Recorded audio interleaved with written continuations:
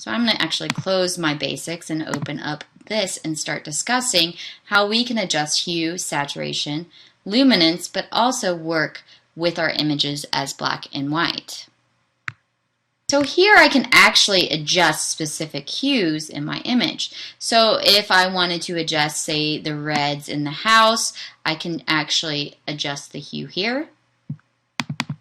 Or if I wanted to adjust the greens of the grass, I can change the actual hue here.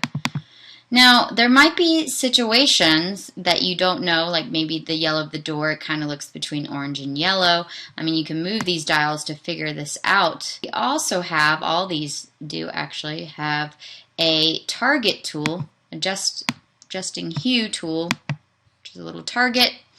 And I can, if I click on it, I can click and drag up and down. So I'm moving my mouse up and down, and it's choosing the actual hues that are making up that pixel that I've clicked on and adjusting that. So you can see as I'm moving this back and forth, it's actually changing the yellow and the green. So this green grass is actually made up of yellow and green hues, and it's adjusting them both at the same time instead of me guessing.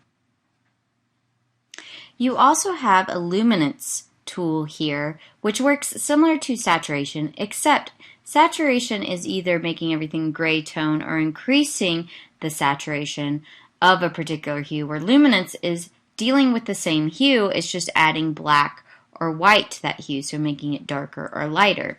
So if I go on my target tool here and I wanted to make like my red, or this area, my red's darker or lighter, we can see it's adjusting my red and orange tool at once.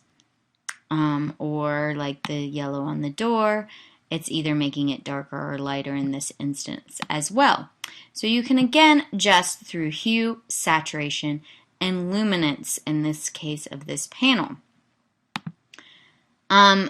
You can also work in black and white, which this is where I think you guys are going to have a lot of fun, and you can really fine-tune and adjust them.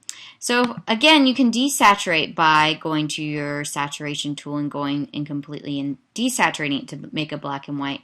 But in this case, I again suggest using this black and white panel here. The reason is because you can really fine-tune and adjust the contrast of your image.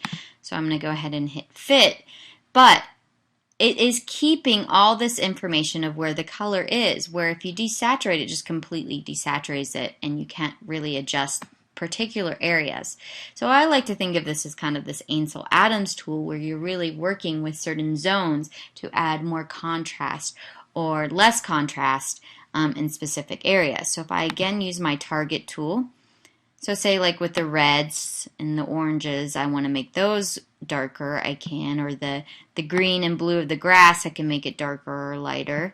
The whites, whatever's making these colors up, which is looks like blue is mostly being adjusted here, I can fine tune and work with the contrast and have more control over it than if I was just going to the basic desaturation.